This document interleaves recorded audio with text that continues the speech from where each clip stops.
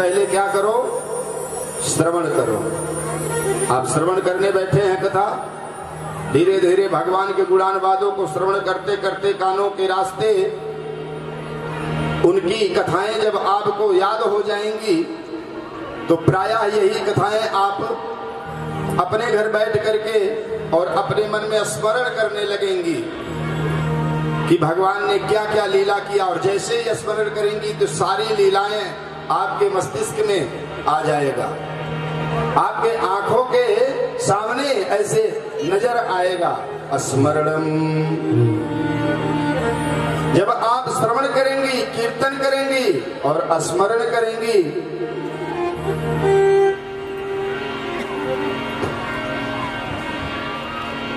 क्रम वाइज चलना पड़ता है भक्ति भी करने के लिए।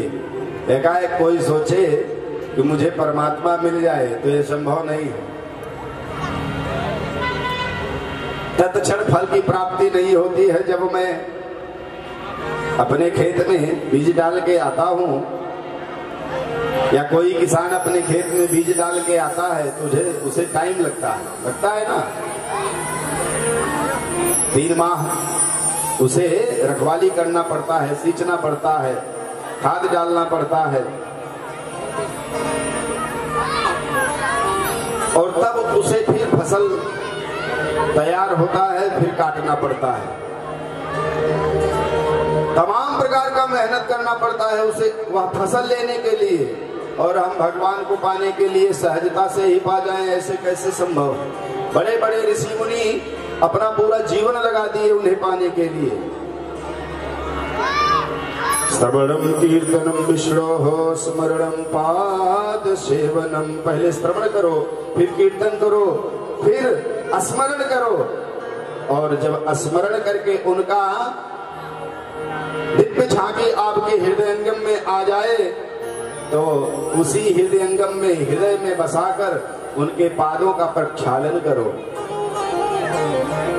पाद सेवा, सेवा करिए उनका, माला बनाइए, मन में गूंथिए, पहनाइए। अर्चनम वंदनम दास्यम साख्यात्म निवेदनम। अर्चन वंदन दास्य। पूजा कई प्रकार की है। ये विशाला में आप लोग करते हैं, गंधाक्षर पुष्प से पूजन। पहले ध्यान करती हैं, ध्यान करके स्नान कराती हैं, स्नान करा के वस्त्र इत्यादि देते हैं, फिर तिलक लगाती हैं, फिर माला पहनाती हैं और फिर आखिरी में हाथ में पुष्प लेके आप प्रार्थना करती है, वंदन करती है। और जब सब कुछ हो जाए तो उसके बाद दास्यम, दास्यता स्वीकार कर लो। जब तक दास्यता नहीं स्वीकार करोगे तब तक कुछ होने वाला नहीं है। जब दास्यता स्वीकार कर लोगे तो अपने आप परमात्मा आप पर रिझ जाएगा। हनुमान जी ने क्या किया? हनुमान जी ने क्या किया? वो दास बन गए। प्रभु श्री राम के दास बन गए। और जब दास बन गए तो आज देखो महिमा।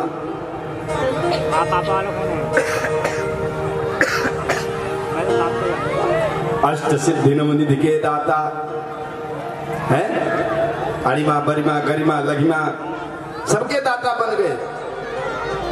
तो दास्यता स्वीकार करने में भलाई है। तो भगवान की दास्यता स्वीकार कर लो। और जब दास्यता स्वीकार हो जाए तब जान लो कि अब भव से बेड़ा पार है। भक्ति योग का वर्णन किया और कहा, मां अगर भगवान को पाना है तो आप नाम संकीर्तन का सहारा ले लीजिए। कृष्ण गोविंद गोविंद कृष्ण गोविंद गोपाल। आप लोग भी एक बार दोनों हाथ उठाकर साथ अपनी मुक्ति का साधन बनाते चलो, अपनी मुक्ति का साधन बनाते चलो। कृष्ण गोविंद गोपाल गाते चलो, कृष्ण गोविंद गोपाल गाते चलो। अपनी मुक्ति का साधन बनाते चलो, अपनी मुक्ति का साधन बनाते चलो। आधे दोनों हाथ ऊपर करके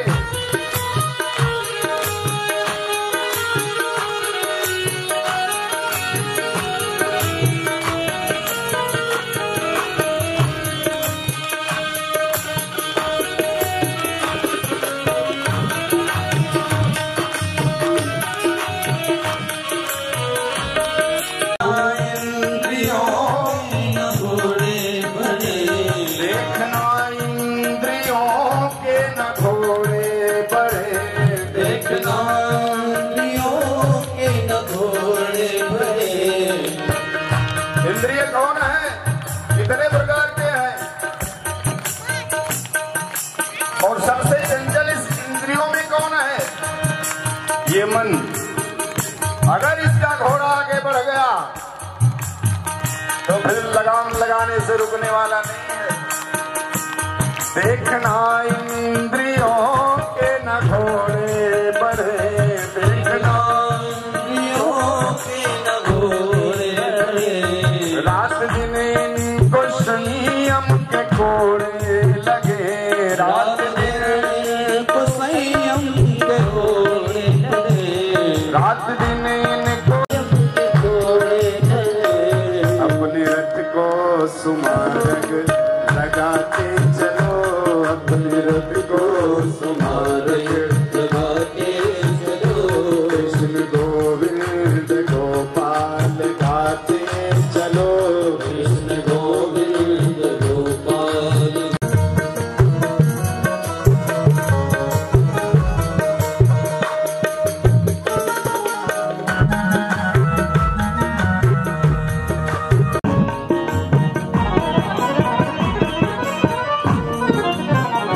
दुख में तड़पो नहीं, सुख में भूलो नहीं, दुख में तड़पो आ जाए जीवन में तो उसमें परेशान नहीं होना चाहिए, क्योंकि सुख ही सुख किसी के जीवन में भरा नहीं होता है। बातों को दर्शाते हैं। अगर दुख ना हो तो सुख का महत्व नहीं पता लगेगा, और सुख ना हो तो दुख का नहीं पता लगने वाला। किसी के जीवन में सुख ही सुख लिखा है, तो ऐसा तो परमात्मा ने आज तक संसार में किसी को बनाया ही नहीं है। दुख में प्राण जाए मगर नाम भूलो नहीं। कपिल देव जी कहते हैं, माँ कितनी भी परेशानी आ जाए लेकिन नाम भूलो नहीं। मुरली वाले को, मुरली वाले को, मुरली वाले को चलो, कृष्ण गोविंद गोपाल गाते चलो। राधे।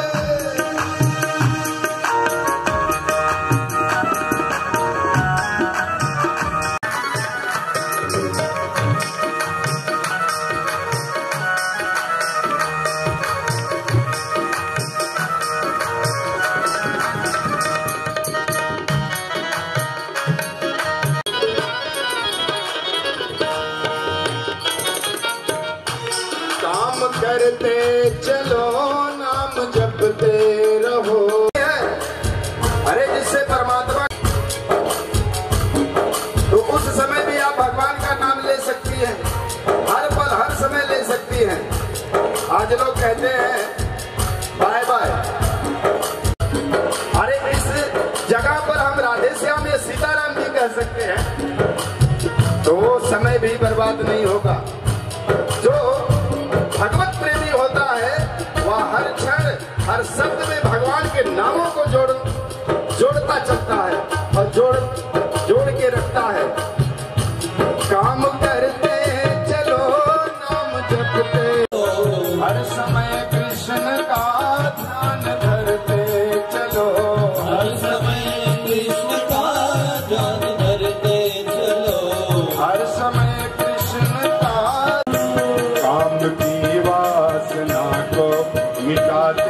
चलो, काम की वासना को मिटाते चलो।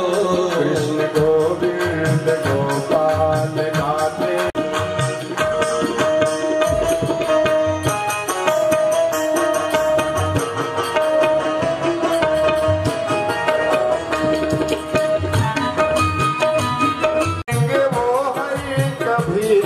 कभी याद आएंगे, कभी ना कभी याद आएंगे हरि को, कभी ना कभी याद आएंगे हरि को, कभी ना कभी।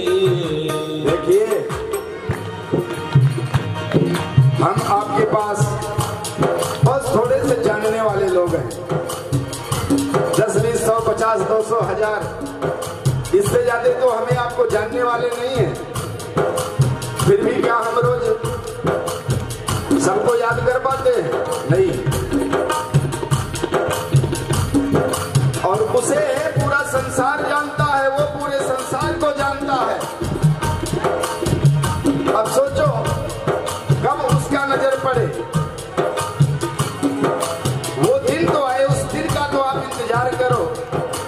इसलिए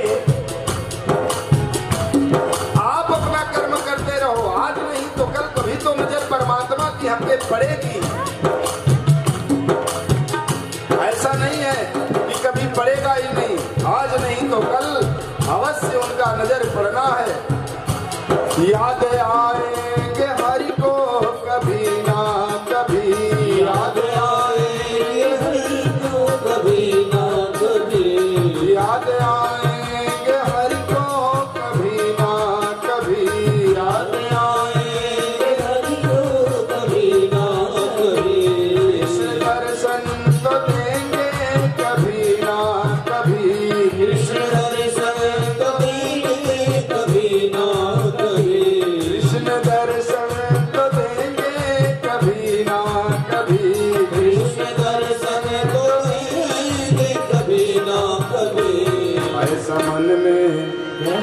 ऐसा मन में, ऐसा मन में, ऐसा विश्वास मन में जगाते चलो, ऐसा विश्वास मन में जगाते चलो। जब तक ऐसा विश्वास आप नहीं जगाओगे, तब तक परमात्मा ने ऐसे सहजता से मिलने वाले नहीं हैं। ऐसा विश्वास मन में जगाते चलो, ऐसा विश्वास मन में जगाते चलो। ऐसा विश्वास ही को दिलाते चलो, ऐसा विश्वास को दिलाते चलो। कृष्ण गोविंद गोपाल गाते चलो, कृष्ण गोविंद गोपाल गाते चलो।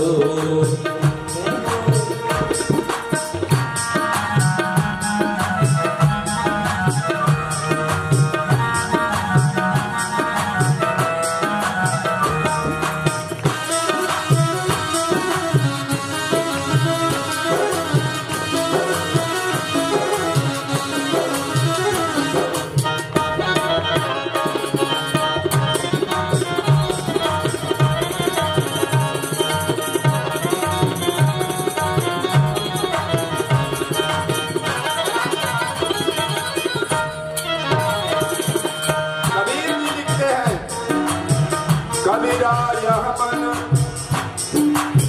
लालची, समझे नहीं गवार, भजन करने को आलसी, खाने को होशियार। फिर भी मन को भरोसा नहीं होता है, और लालच तो इसमें कूट कूट के भरा है। जहां कहीं भी आकर्षित वस्तु देखता है वहीं पर पहुंच जाता है, बदलता रहता है। मन के बहुरंग है, मन के बहुते रंग हैं, छिन छिन बदले सोय, एक रंग में जो रहे ऐसा बिरला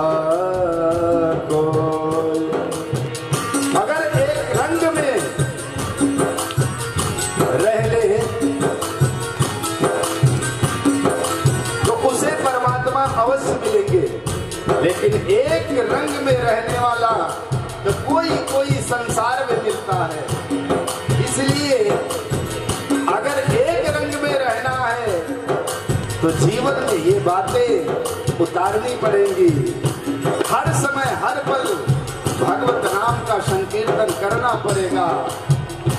कृष्ण गोविंद गोपाल गाते चलो, कृष्ण गोविंद गोपाल गाते चलो, कृष्ण गोविंद गोपाल गाते चलो, कृष्ण गोविंद गोपाल गाते चलो, कृष्ण गोविंद गोपाल गाते चलो, कृष्ण गोविंद गोपाल गाते चलो, अपनी भक्ति का साधन बनाते चलो, अपनी मुक्ति का साधन, बनाते चलो, अपनी मुक्ति का साधन बनाते चलो। कृष्ण गोविंद गोपाल, कृष्ण गोविंद गोपाल गाते चलो, कृष्ण गोविंद गोपाल गाते चलो, अपनी मुक्ति का साधन बनाते चलो, मुक्ति का साधन बनाते चलो, कृष्ण गोविंद गोपाल गाते चलो, गोविंद गोपाल गाते चलो, गोविंद गोपाल गाते चलो, गोविंद गोपाल गाते चलो। गाते चलो। बोलिए जय जय श्री राधे। श्रीमद्भागवत महापुराण की रहना है। परमात्मा ने ही जन्म दिया है। कर्मणः देव नेत्रेण जंतुर्देहोपपत्तये श्रियः प्रविष्ट उदरम् पुंसो रेतः कणाश्रयः।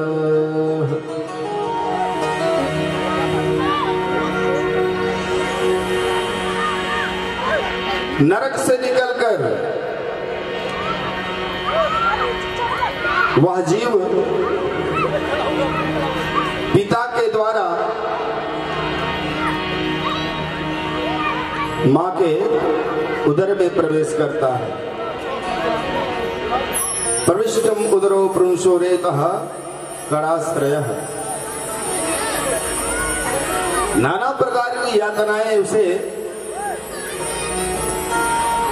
उदर में झेलना पड़ता है। तमाम कष्ट होते हैं और जब तक उदर में रहता है तब तक उसे परमात्मा का ज्ञान रहता है।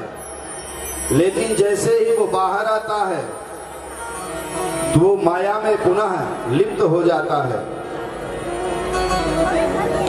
इसलिए यदि माया से बचना है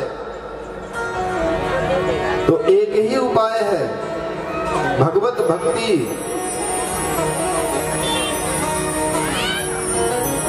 अगर हम भगवान का भजन करते रहेंगे तो हमें माया नहीं घेर पाएगी, और भगवान का भजन नहीं करेंगे तो माया तो घेरेगी, ये पक्का है।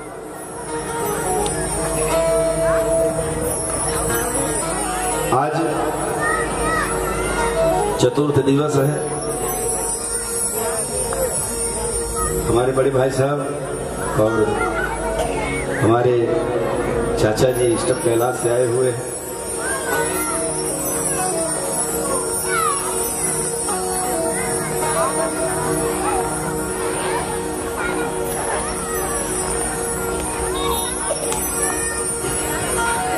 और कथा कल तक हम केवल राजा परीक्षित तीसरी कन्या की विवाह दक्ष प्रजापति से हुई और दक्ष जी से 60 कन्याएं उत्पन्न हुई और 60 में से 27 कन्या केवल चंद्रमा को ब्याही गई और 13 कश्यप जी को।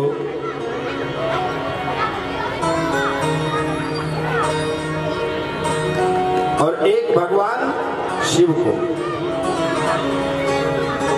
जो भगवान शिव को ब्याही गई उनका नाम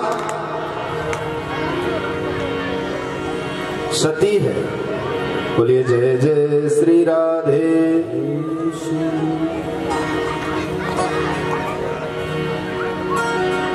एक बार दक्ष प्रजापति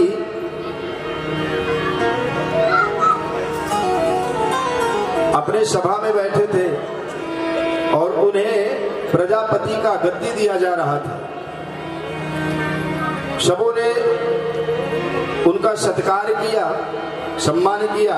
भगवान भोलेनाथ अपनी मस्ती में बैठे थे और उसी मस्ती में बैठकर हरि का भजन कर रहे थे।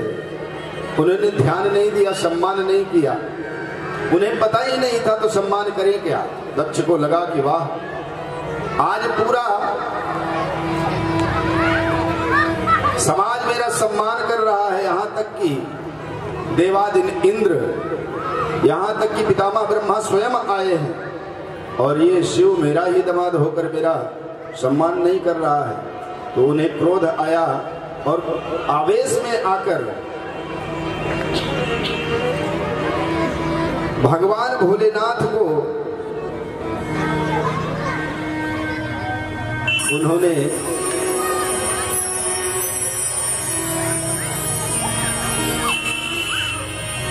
कहा कि तुम अघोरी और भूत प्रेतों के संगी, तुम राज धर्म को जानते भी नहीं हो। ये तुम्हारा दोष नहीं है, तुमने आज तक ऐसा समाज देखा ही नहीं है। दोष ये है, इसलिए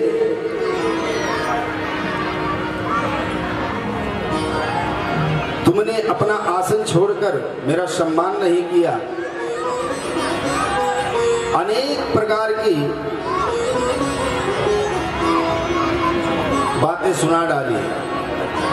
बगल में खड़े थे नंदी बाबा, उनको बर्दाश्त नहीं हुआ। उन्होंने देखा कि भोलेनाथ चुप है, भोलेनाथ कुछ कह नहीं रहे और ये बड़बड़ाए जा रहा है। भोलेनाथ ने कहा, नंदी जी चुप हो जाओ, ससुराल है, ससुराल में 2-4 गालियां सहनी पड़ती है।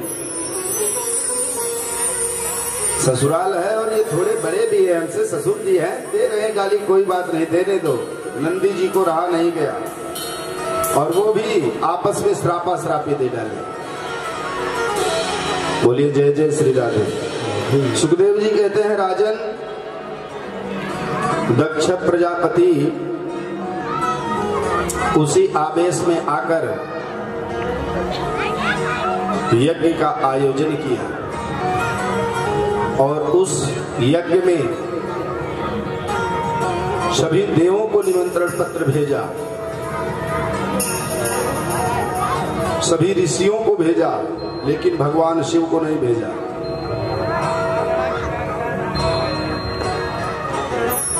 भगवान शिव इन बातों को जानते थे, लेकिन वो तो मग्न मस्त रहने वाले, उनके ऊपर क्या प्रभाव पड़ सकता है, क्या मतलब इससे। सती जी को ये बात पता नहीं थी। अपने अपने परिवार को लेकर जा रहे हैं तो पूछ पड़ी कि प्रभु आज आकाश मंडल में इतना चहल पहल क्यों है। बोले क्या बात है। बोले देखो, जो देखो वही सब धस के जा रहे हैं। सब कहाँ जा रहे हैं, क्या कहीं उत्सव है। बोले हाँ। बोली कहाँ पर। बोले आपके पिता के यहाँ। बोले क्या कह रहे हो आप। बोले हाँ सही बात है, आपके पिताजी एक यज्ञ करा रहे हैं। बोले फिर तो आपके यहाँ भी निमंत्रण आया होगा, चलना चाहिए। बोले देवी निमंत्रण आया है कि नहीं ये तो मैं नहीं जानता। सती जी ने कहा नहीं, निमंत्रण तो जरूर आया होगा। भोले बाबा ने कहा देवी निमंत्रण तो नहीं आया है, मुझे तो ऐसा ही लगता है। बोले आया होगा, कोई द्वारपाल रखा होगा, नंदी रखे होंगे। नंदी को बुलाया, पूछा, नंदी ने कहा मुझे भी नहीं पता। सती जी ने कहा कहीं गुम हो गया होगा। भोले बाबा बोले देवी क्या बात है, इतना छानबीन हो रहा है? बोले पिताजी के यहाँ से निमंत्रण ना आए, ये हो नहीं सकता। बोले देवी आया तो नहीं है? बोले नहीं आया, फिर भी क्या हुआ? पिता के यहाँ तो बिना निमंत्रण के भी जा रहे हैं, वो भी धर्म हो रहा है, यज्ञ हो रहा है, यज्ञ में तो ऐसे भी सम्मिलित। आप नहीं चलेंगे? बोले ना, मैं तो नहीं जाने वाला, मैं नहीं जाऊंगा।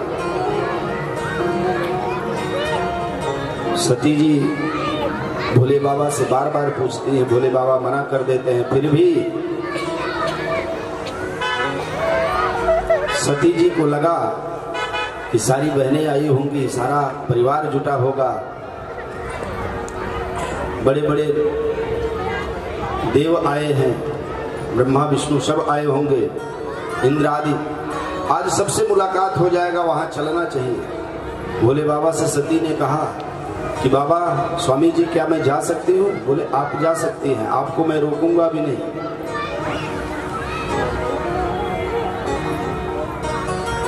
लेकिन सती जी जाना नहीं चाहती बिना भोले बाबा को लिए। कुछ दूर पे जाती थी, फिर लौट के चली आती थी, कुछ दूर पे जाती थी, फिर लौट के चली आती थी। भोले बाबा नेत्र खोल के देखते रहते थे कि कहाँ पहुंची और कहाँ से लौट रही हैं सती जी। तीसरी बार जब सती जी गई तो बहुत दूर चली गई।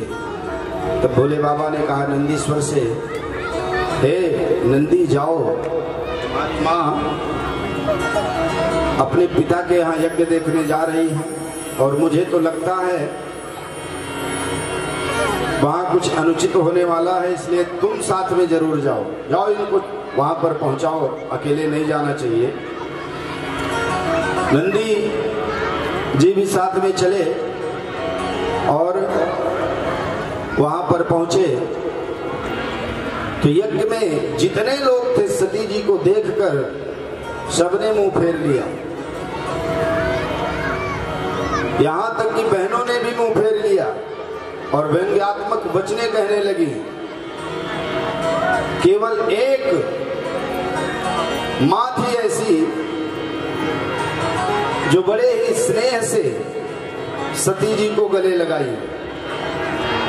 सादर भले ही मिली एक माता, सादर भले मिली एक माता, सादर भले ही मिली एक माता, सादर भले मिली एक माता, भगनी मिली बहुत मुस्काता, भगनी मिली बहुत मुस्काता, भगनी मिली बहुत मुस्काता, भगनी मिली बहुत मुस्काता, सादर भले ही मिली एक माता, सादर भले मिली एक माता। एक माँ ऐसी थी जो सादर प्रेम से सती जी से मिली और हाल समाचार पूछा, बेटी आपके स्वामी कैसे हैं, आपके पतिदेव कैसे हैं, सब कुशल मंगल तो है। और किसी ने सती जी से मुलाकात भी नहीं किया। बिना निमंत्रण के बुलाए जाने का परिणाम यही होता है अक्सर। इसलिए जहां बुलावा हो जाना वही चाहिए। कुछ जगहों पर ये बातें लागू नहीं होती हैं। कहां पर? पिता के घर, मंदिर देवालय, बेटी के घर, और जहां पर कथा भागवत हो रहा है वहां। लेकिन इसमें भी एक बंधन है। बंधन ये है कि उसमें भी पतिदेव की सहमति होनी चाहिए। जो सती जी के साथ सहमति नहीं थी, सती जी ने घूम करके पूरे यज्ञ मंडप को देखा तो सभी देवताओं का भाग रखा हुआ था, लेकिन भोलेनाथ का भाग कहीं पर नजर नहीं आया। उनके अंदर क्रोध की ज्वाला भड़कने लगी कि पिताजी ने आज इतना बड़ा अपमान मेरे स्वामी जी का किया है। सारे देवताओं को बुलाकर उनका भाग दे रहे हैं और मेरे स्वामी का भाग कहीं पर दिख भी नहीं रहा है। मन में बड़ी गलानी हुई कि अब मैं क्या मुंह लेकर अपने स्वामी जी के पास जाऊं, और इतना बड़ा अपराध मेरे पिता ने किया है। आज जिस पिता के द्वारा मैं इस शरीर को पाई हूँ वह शरीर अब मैं नष्ट कर दूंगी, ऐसा प्रतिज्ञा लिया और उसी यज्ञ में अपने शरीर को त्याग दिया। सुखदेव जी कहते हैं, राजन, माता सती ने जैसे ही अपने शरीर को त्यागा, पूरे यज्ञ मंडप में हाहाकार मचने लगा। जैसे ही माता शरीर के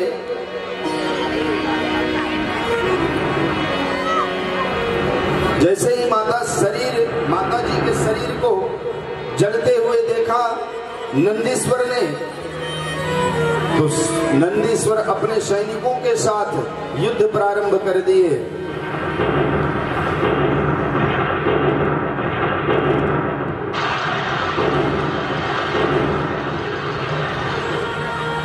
अपने सैनिकों के साथ युद्ध प्रारंभ कर दिए और जब देखा ऋषियों ने कि अब ये सभी ब्राह्मणों को छोड़ेंगे नहीं, तो ब्राह्मणों ने भी सैनिक उत्पन्न करके नंदीश्वर का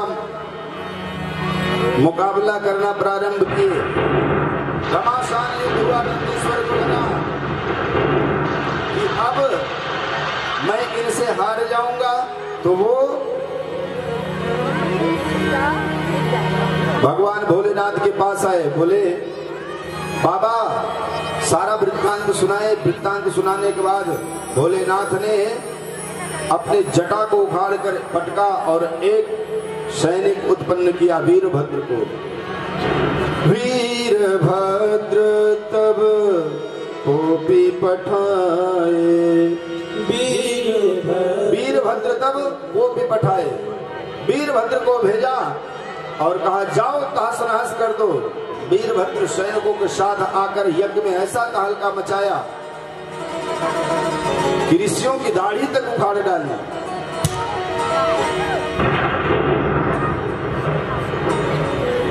हाहाकार मच गया। सारे यज्ञ का विध्वंस कर दिया और दक्ष प्रजापति के मस्तक को धड़ से अलग कर दिया। अब सारे ब्राह्मण परेशान कि यज्ञ को बीच में रुकना नहीं चाहिए, बाधित नहीं होना चाहिए। और ऐसा अनर्थ हुआ कि यज्ञ भी विध्वंस हुआ और यज्ञकर्ता भी धड़ से अलग हुआ पड़ा है। अब क्या करें?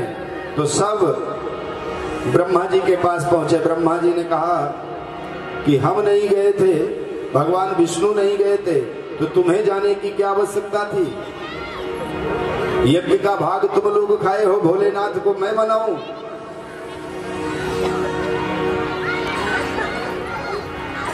ऋषियों ने कहा, भगवान यज्ञ बीच में बंद नहीं होनी चाहिए, इसलिए कुछ तो उपाय करना होगा। ब्रह्मा जी सभी को साथ में लेकर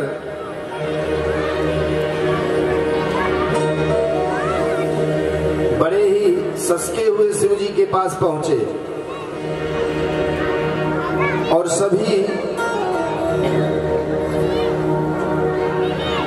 ऋषिगण मिलकर के प्रार्थना करने लगे, प्रभु हमसे जो भूल हुई हमें क्षमा करें, दक्ष प्रजापति से जो भूल हुई उसे आप क्षमा करें और हम सबों को माफ करें। बारंबार प्रार्थना किए और करने के बाद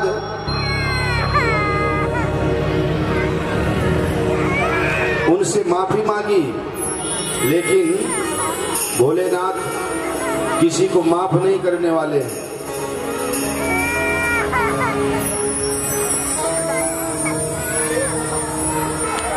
जब भगवान विष्णु स्वयं आए और भोलेनाथ को कहा कि हे भोलेनाथ,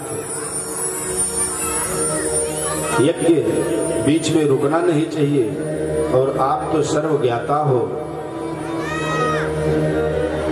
होने को कोई टाल नहीं सकता, जो होना है वो होकर रहेगा।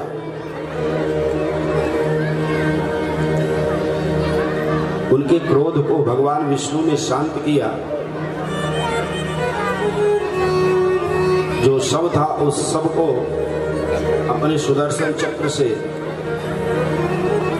छिन्न भिन्न किया, अनेकों जगहों पर गिरी जहां आज शक्ति रूप में पूजी जा रही है।